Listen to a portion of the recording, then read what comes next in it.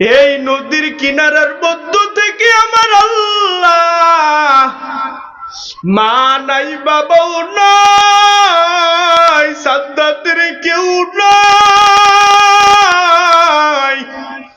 ওই সাদ্দাতের আমার আল্লাহ মা সারা, বাবা সারা, আমার আল্লাহ নদীর কিনারা থেকে এত কষ্ট করে আমার আল্লাহ এত মায়া করে সাদ্দাতের বড় বানাইছে।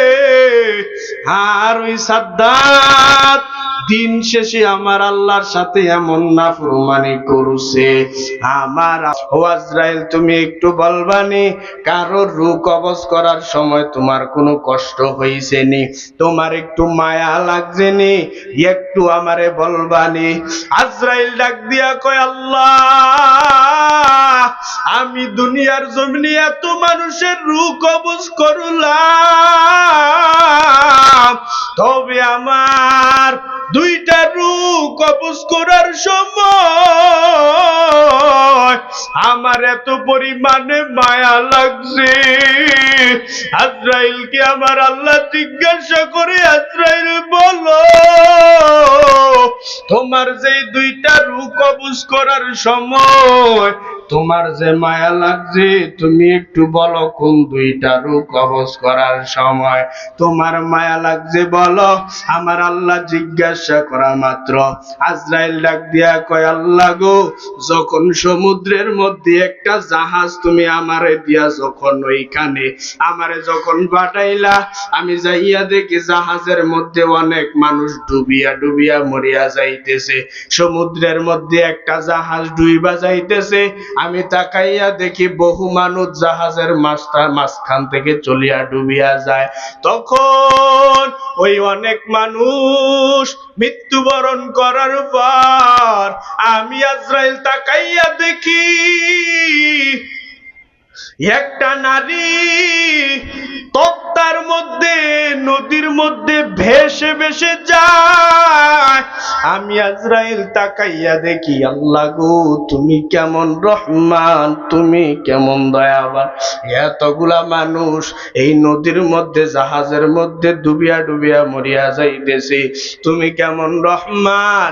এই আল্লাহর বান্দিটাকে তুমি কেমনে বাঁচাইতেছো গো আল্লাহ।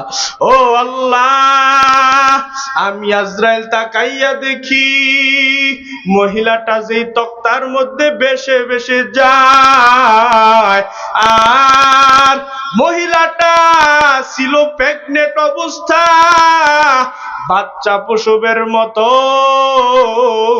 ও আল্লাহ গো, আমি তাকাইয়া দেখি ওই জায়গায় কেউ নাই, কোনো একটা নিখুঁত মানুষও দেখা যায় না। সব মানুষ নদীর মধ্যে ডুবিয়া ডুবিয়া মরিয়া যায়, কিন্তু আমি তাকাইয়া দেখি একটা তক্তার মধ্যে বেশে বেশে নারী যাইতেছে।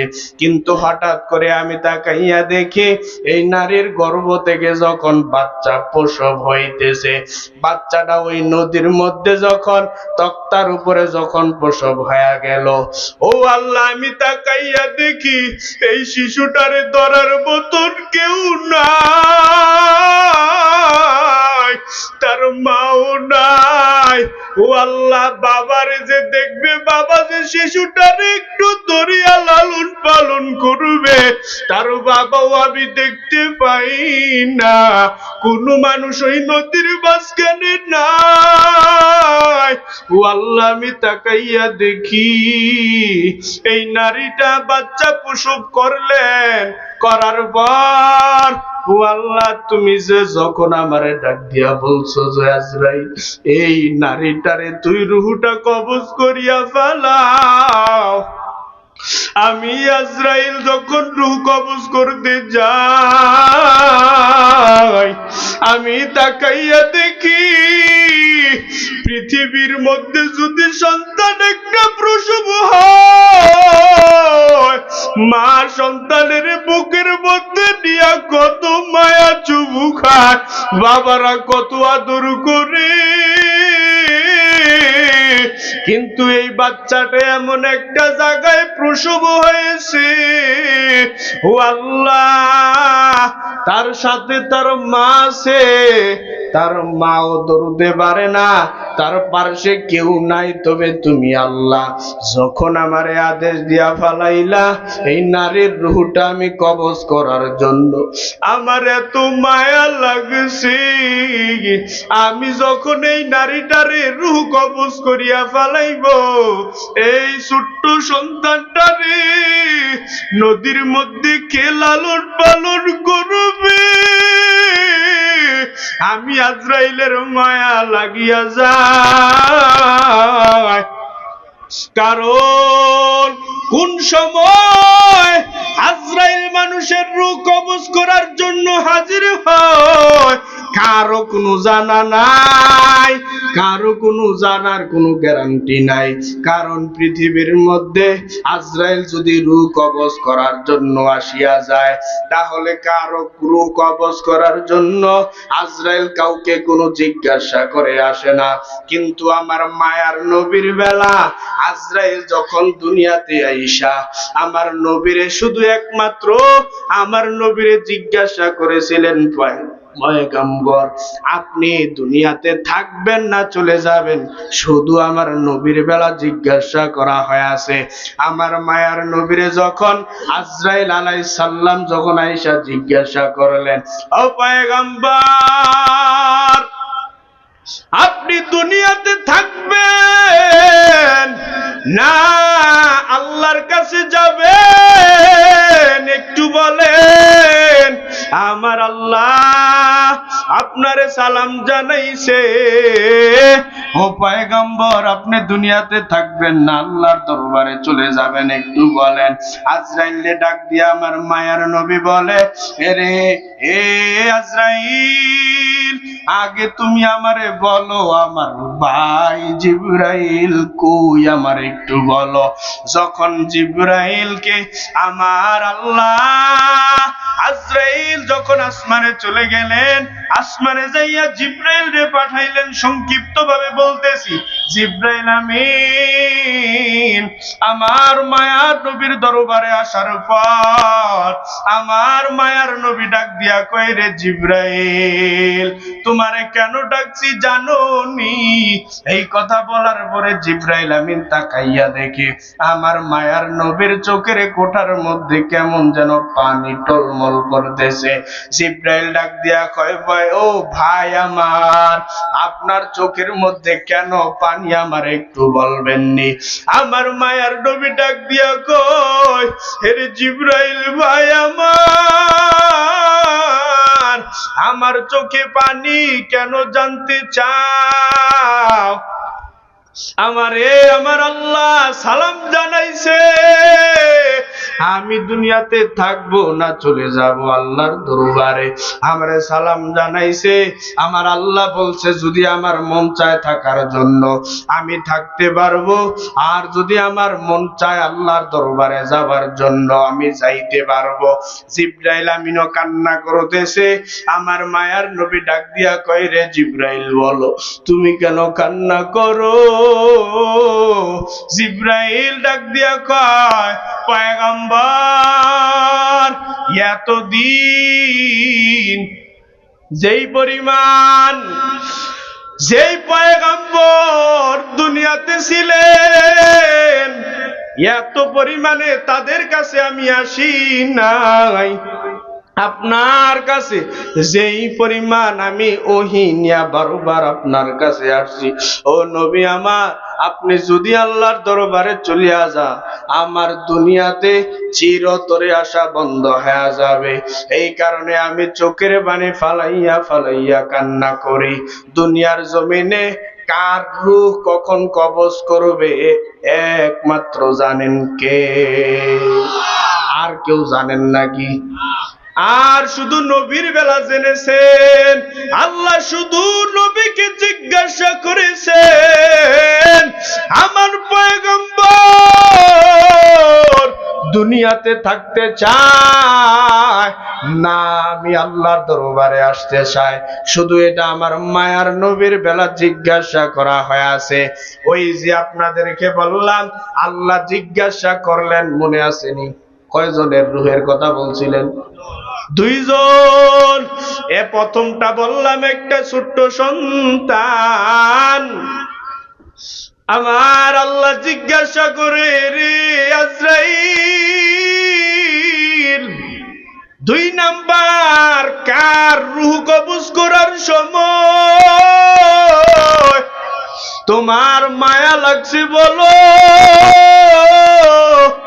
আমার আল্লাহ রে আজরাইল জানাইয়া দেয়, আল্লাহ 2 নাম্বারে যেই রূহটা কবজ করার সময় আমার মায়া লাগিয়া যায়, ও আল্লাহ গো, যখন আমি 2 নাম্বার রূহ কবজ করার জন্য যাই, যেই সাদ্দাত আমার আল্লাহর জান্নাতে যাবে না, আমার আল্লাহর জান্নাতে যাবে না, নতুন একটা জান্নাত বানাইছে, ওই সাদ্দাত যখন এই জান্নাতে প্রবেশ করবে, আল্লাহ গো, সাদ্দাত যখন জান্নাতের মধ্যে প্রবেশ করবে, ওই সময় একটা পা তার বানানো জান্নাতের মধ্যে দিছে, আর একটা পা ঘোড়ার মধ্যে রইছে। ওই সময় তুমি যখন আমার অর্ডার করছো তার রূহটা কবজ করার জন্য, আমি সাথে সাথে কবজ করলাম, আর আমার মায়া লাগিয়া যায়, গো আল্লাহ, এত কষ্ট কইরা জান্নাত বানাইলো, সে একটু জান্নাতের মধ্যে ঢুইকা দেখতে পারলো না, তার সাজানো জান্নাতটা কেমন ছিল, তার সাজানো জান্নাতটা কেমন সুন্দর ছিল, একটু দেখতে পারলো না। আল্লাহ গো, আমি রূহটা যখন কবজ করিয়া ফালাই, আমার তখন মায়া লাগিয়া যায়। আমার আল্লাহ ডাক দিয়া কই, রে আজরাইল, এই 2টা রূহ কবজ করার সময় তোমার অন্তরে মায়া লাগানোর মালিককে। ওরে আজরাইল, এই 2টা রূহ যখন তুমি কবজ করছো, ওরে আজরাইল শোনো, যেই ছোট্ট বাচ্চাটারে মায়ের কাছ থেকে রাখিয়া মারে তুমি দুনিয়ার থেকে বিদায় করে দিয়েছো, আর ওই সময় তোমার মায়া লাগিয়া যায়, এই মায়ের কাছ থেকে বাচ্চাটারে রাখিয়া মাটারে তুমি জান কবজ করে ফেলেছো, দুনিয়ার থেকে বিদায় করে দিয়েছো। এই ছোট্ট শিশু বাচ্চাটা ইয়েতীম, তার কেউ নাই, ওই নদীর কিনারায় কেউ নাই, তোমার এত মায়া লাগিয়া গেছে। এরে আজরাইল, বলো জানোনি সেই ব্যক্তিটাকে? আর দ্বিতীয় যেই সাদ্দাতের তুমি জান কবজ করছো, জান্নাতের মধ্যে ঢুকতে দেও নাই, তোমার মায়া লাগিয়া যায়। ওরে আজরাইল, যে এই প্রথম ছোট্ট বাচ্চাটারে ফালাইয়া তুমি জান কবজ করেছিলা, এই ছোট্ট বাচ্চাটাই হইল আজকের সেই দ্বিতীয় ব্যক্তি সাদ্দাত। আল্লাহর মায়া কেমন, কতটুকু বোঝানো যাইবনি? আল্লাহর মায়া কদ্দুর বোঝানো যাইবনি? আমার আল্লাহ কেমন রহমান। এই নদীর কিনারার মধ্য থেকে আমার আল্লাহ, মা নাই, বাবাও নাই, সাদ্দাতের কেউ নাই, ওই সাদ্দাতের আবার আল্লাহ মা সারা বাবা সারা আমার আল্লাহ নদীর কিনারা থেকে এত কষ্ট করে আমার আল্লাহ এত মায়া করে সাদ্দাতের বড় বানাইছে। আর ওই সাদ্দাত দিন শেষে আমার আল্লাহর সাথে এমন নাফরমানি করছে, আমার আল্লাহর জান্নাতে যাবে না বলে নিজে জান্নাত বানাইছে। আমার আল্লাহর মায়া কেমন, বেশি না কম? ঘুমাই গেছেন গা? সামনে আগামু না মুনাজাত দিয়ে দেবো? সামনে বলবো? আরে আল্লাহর গোলাম, যেই হাদিসটা আপনাদের কাছে বলছিলাম, আমার মায়ার নবী বলেন, ক্বালা রাসূলুল্লাহ সাল্লাল্লাহু আলাইহি ওয়া আলিহি ওয়া সাল্লাম, তারাক্তু ফীকুম আমরাইন লান তাদিল্লু মা তামাসসাকতুম বিহিমা কিতাবাল্লাহ ওয়া সুন্নাত রাসূলি। আমার মায়ার নবী বলেন, দুনিয়ার মধ্যে আমার উম্মতের জানাইয়া দেওয়া হোক, আমার উম্মতেরা যদি দুইটা জিনিস আঁকড়াইয়া ধরতে পারে, এই দুনিয়ার জমিনে কখনো লাঞ্ছিত হবে না, কখনো পথভ্রষ্ট হবে না। সুবহানাল্লাহ হইতেন না? কয়টা জিনিস? সবাই কোন কয়টা? এক নাম্বার আমার মায়ার নবীর সুন্নাত। এর দুনিয়ার মানুষ এক নাম্বারে ধরতে হবে আল্লাহর কোরআন, দুই নাম্বারে ধরতে হবে রাসূলের সুন্নাত। তারাক্তু ফীকুম আমরাইন লান তাদিল্লু মা তামাসসাকতুম বিহিমা কিতাবাল্লাহ।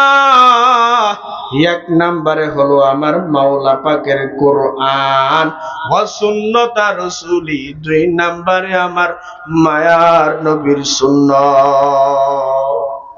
দুই নাম্বারে কি? এবার এক নাম্বারে আল্লাহর কোরআন। আল্লাহর কোরআনের দাম আছে না নাই? কেমন? বলে বান্দা আল্লাহর কোরআনটা কেমন দাম? বলে বান্দা দুনিয়ার জমিনে যদি আল্লাহর কোরআনের মর্যাদা বান্দা আর কেমনে বোঝানো যাবে আপনাদেরকে? আল্লাহর কোরআনের মর্যাদা বলে বান্দা নামাজের মধ্যে দাঁড়াইয়া যদি আল্লাহর কোরআনের একটা হরফ তেলাওয়াত করো, একটা হরফের মধ্যে আমার আল্লাহ 100টা নেক বান্দার আমল নামায় জমা করে দেয়।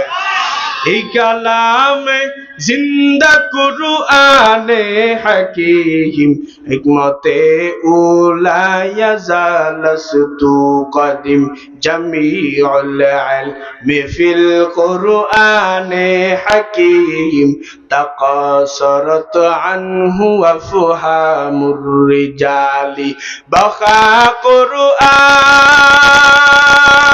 কালামুল্লাহ বশনু কদিমাস্তি নুইনু। আল্লাহর কোরআন কেমন দাম? বলে বান্দা হাঁটতেছো, অজু নাই, অজু ছাড়া যদি হাঁটা অবস্থায় যদি বান্দা আল্লাহর কোরআনের একটা অক্ষর তেলাওয়াত করো, আমার আল্লাহ বান্দার আমল নামায় একটা হরফের বদলে একটা হরফে আমার আল্লাহ অজু ছাড়া যদি তেলাওয়াত করে, হাঁটতে হাঁটতে অজু ছাড়া যদি তেলাওয়াত করে, একটা হরফে বান্দারে 10টা নেক আমল নামায় জমা করে দেয়। বলে বান্দা শুধু সম্মান কি এতটুকু? সোহবত। বলে বান্দা কোরআনের সাথে যদি সম্পর্ক লাগাও, কোরআনটা কেমন দাম? মানুষ তো আশরাফুল মাখলুকাত, বড় দামি এক সম্পদ। মানুষ শ্রেষ্ঠ জীব হলো মানুষ, সম্মানিত ব্যক্তি। তবে বান্দা যদি আল্লাহর কোরআনটা সম্মান কেমন? আল্লাহর কোরআনটার সাথে সম্পর্ক লাগাইলে সম্মান কেমন বেড়ে যাবে? আল্লাহর কোরআনটা কেমন দামি? বলে বান্দা যদি সাধারণ একটা কাঠ নিয়ে আমরা সামনের মধ্যে দাঁড়াই, একটা কাঠের যদি বান্দা তুমি খণ্ড বানাইয়া যদি কোরআনের সাথে নিয়ে লাগাইয়া দাও, সাথে সাথে কাঠটার নাম বদলাইয়া যায়। কাঠের নাম হয় কি? রেহাল। কি রেহাল?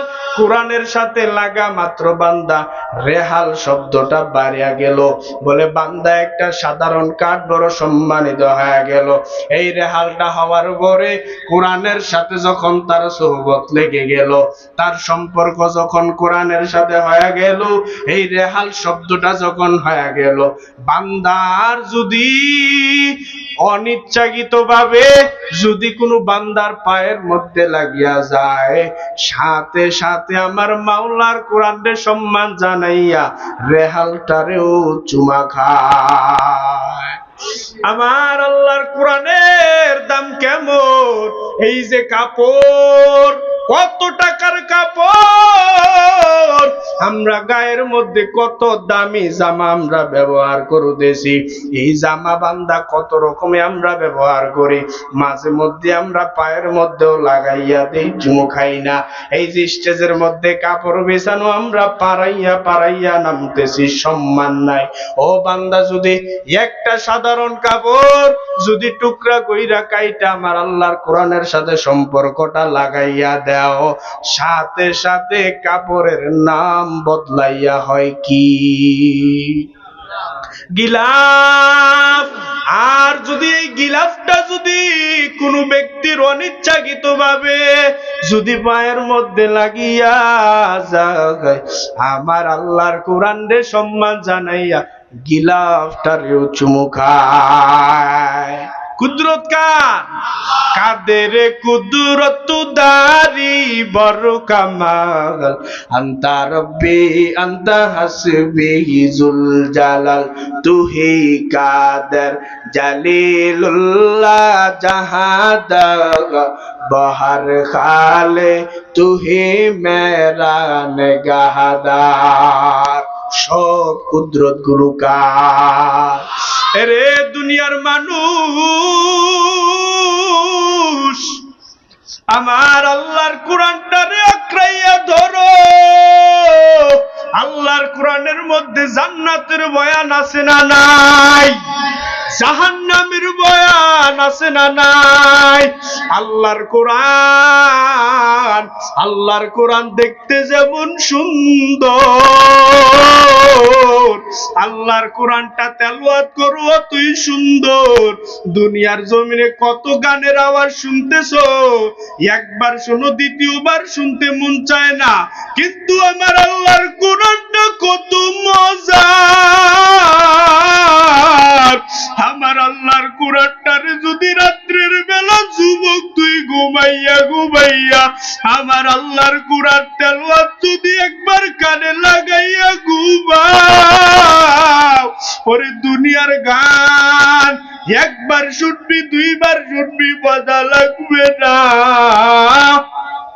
কিন্তু আমার আল্লাহর কোরআন যদি ইউটিউবের মধ্যে ঢুকিয়া ডান দিকের মধ্যে যাইয়া কাবা শরীফের তেলাওয়াত যদি, কাবা শরীফের ইমামের তেলাওয়াত যদি একবার ইউটিউব থেকে বাহির করিয়া বান্দা গানের বদলে তারটারে একটু কোরআনের তার কানের মধ্যে লাগাইয়া ঘুমাও, ওরে বান্দা আল্লাহর কসম করে বলি, আল্লাহর তাকওয়া যদি তোর অন্তরে থাকে, জিন্দেগিতে কোনোদিন গানের তার কানে লাগাইবি না।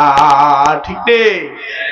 আরে আল্লাহর গোলাম, কোরআনের মধ্যে জান্নাতের বয়ান আছে, বিশ্বাস করেননি? হ্যাঁ, জাহান্নামের বয়ান আছে, বিশ্বাস করেননি? কতটুকু বিশ্বাস করবেন? বলে হুজুর আজকে মাহফিল থেকে বইলা গেলাম, বিশ্বাস করি ফজরের সময় অর্ধেক মুসল্লি নাই হয়ে যাবে।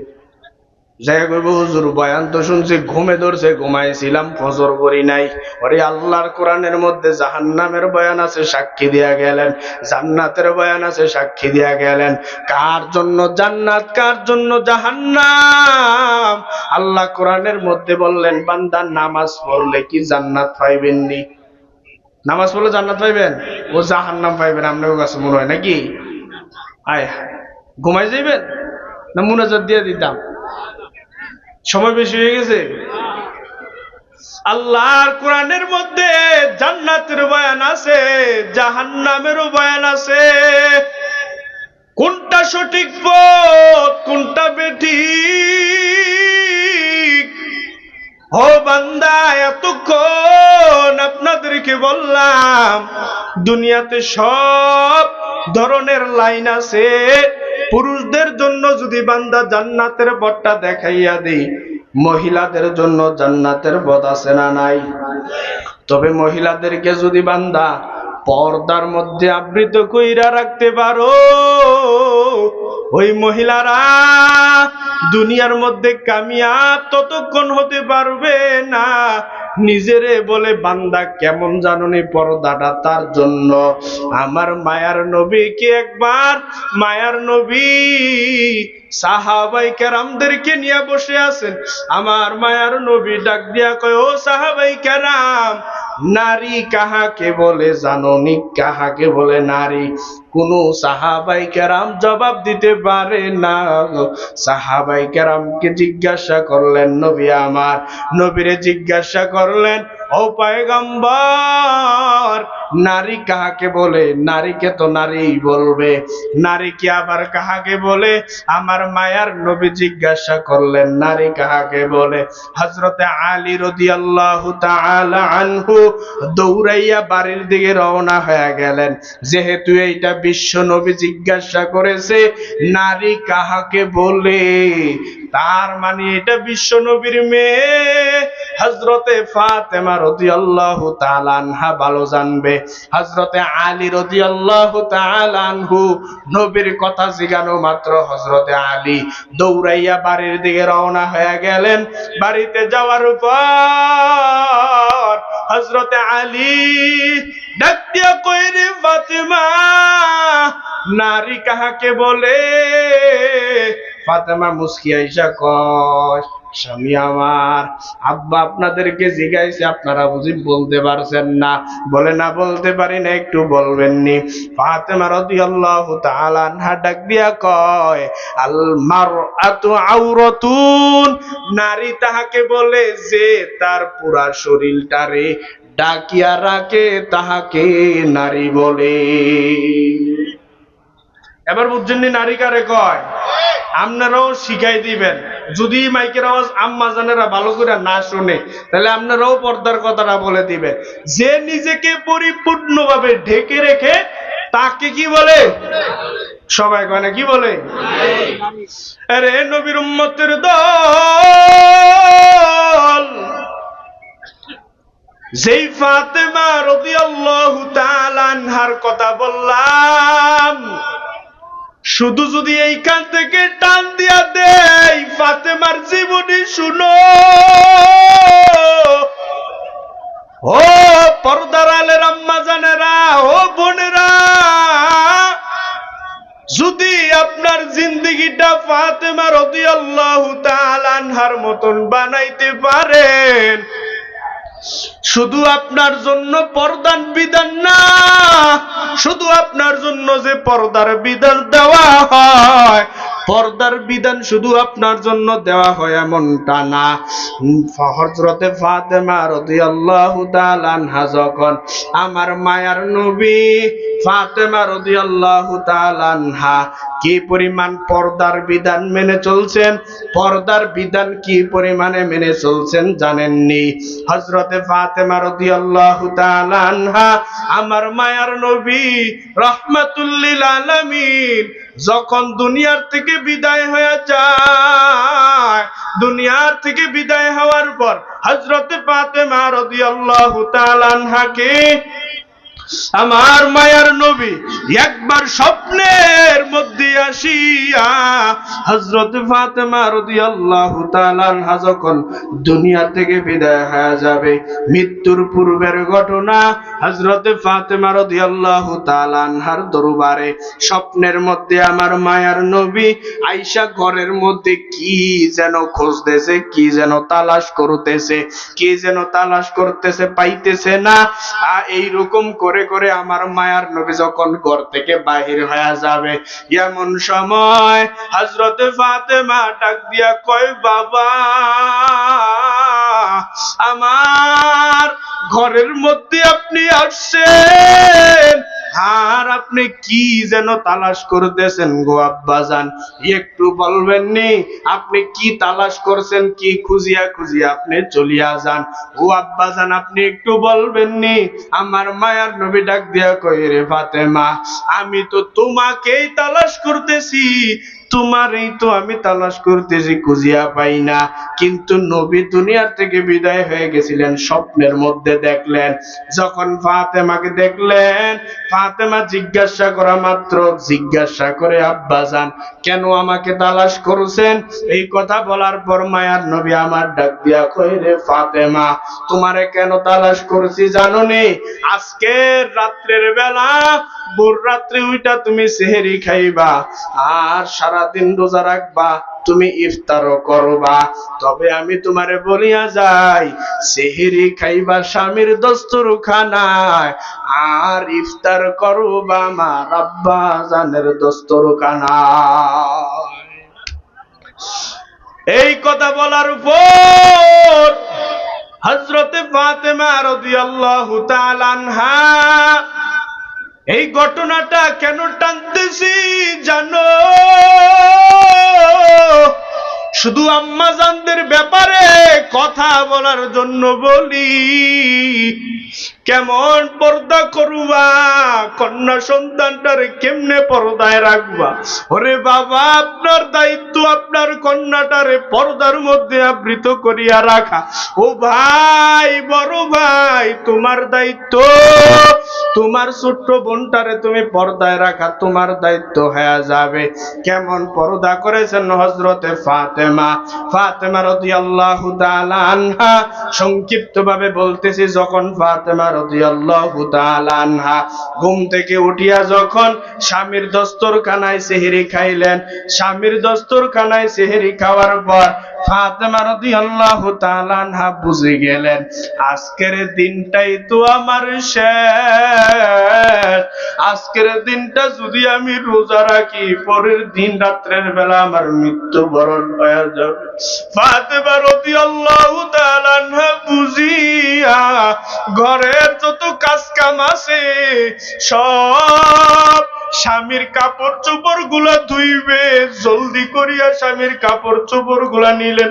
ভোর সকাল বেলা ফজরের নামাজ ফাতেমা রাদিয়াল্লাহু তাআলা আনহা পড়িয়া সন্তানের হাসান হুসাইনের কাপড় চোপড় গুলা নিয়া, স্বামীর কাপড় চোপড় গুলা নিয়া যখন এই গোসলখানার মধ্যে চলে গেলেন, ওইদিকে হযরতে আলী স্বামী মসজিদে নববীর মধ্যে নামাজ পড়ানোর জন্য চলে গেলেন।